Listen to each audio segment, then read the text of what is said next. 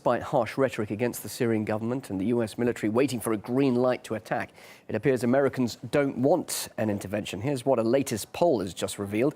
Just 9% of the US citizens who were taking part in the survey want their president to act, while about 60% say that America should stay away from this civil war. When asked about Washington's support for the opposition, about 1/10 said that Obama should do more for the rebels than just arming them, while almost 90% don't want America to help the opposition in any way. And meanwhile, medical charity Doctors Without Borders say they have received more than 3,000 patients suffering from intoxication on Wednesday when the chemical assault was reported. 355 of them died, but exactly who was behind the attack is still hard to verify. And so far, the US and its allies have assumed Assad is to blame. Well, for more on this, let's talk to anti-war activist Richard Becker from the Answer Coalition. Richard, so how can the US and indeed the UK be so sure that the Assad government is to blame when all the assumptions are based on the numbers of people affected and the symptoms? Well, of course, they're not sure at all. What they're doing is what they did 11 years ago that was reported in the infamous Downing Street memos, that is, fixing the intelligence around the objective. The US and the British and French are leading the way in seeking to overturn the government of Syria, led by Bashar al-Assad and the Ba'ath Party. It's just incomprehensible, I think, to almost anyone who thinks logically that the Syrian government would launch a poison gas attack at the very time that UN investigators are in the country investigating an earlier reported use of nerve gas in the country. So we have really, the US is doing what it wants to do, saying what it wants to say to try to mobilize public opinion in the United States to justify potential intervention. But the Assad government hasn't helped it, has it not, by allowing immediate access to this site? And some are saying that, indeed, the evidence could have been destroyed by now.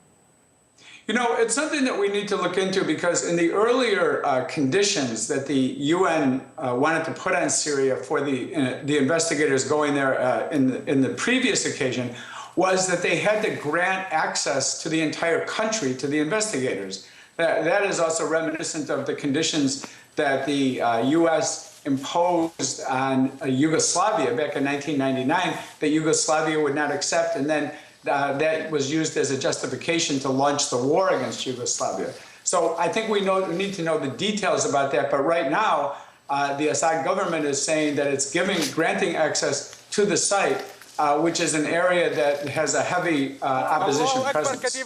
Well, of course, if the Assad government is to blame, then the suspicion lies with the rebels. Why would any element of the opposition want to launch chemical weapons? Where would they get them from, and what would it actually achieve? Well, there's a lot of weapons out there in the world, and there are a lot of suppliers for the rebels, the rebel groups at this point. So I don't think it would be a great obstacle for them to obtain the weapons. And why would they want to do it? They would want to do it because they cannot win the war without outside intervention. That has become very clear. The government forces have advanced over the last 6 months or more. And so they, in order to win, require what the opposition required in Libya, that is a NATO intervention. And will they get that now, Richard? Because the UK and the US are saying there will now be a serious response. We're seeing a military build-up, of course, in the region. Is that really likely, then, that intervention could happen and the rebels will get what they want? Well, we have to take seriously the threat. We have to take seriously the movement of naval forces, of the Sixth Fleet, and of British and probably other forces in the region.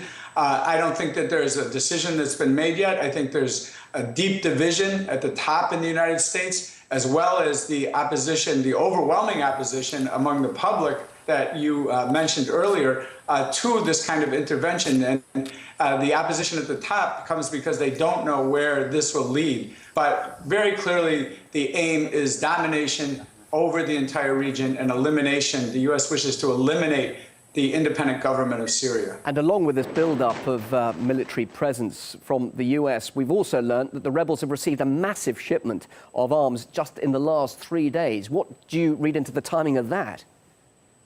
Well, there's an escalation going on. There's no question about it. We have to see these elements as connected, as related to each other, and as part of a strategy to try to reverse the course that the war has taken, where the government has made very significant gains, and to try to step up the effort to bring down the independent government of Syria. Anti-war activist Richard Becker, thanks very much indeed for joining us. Great to talk to you here on RT.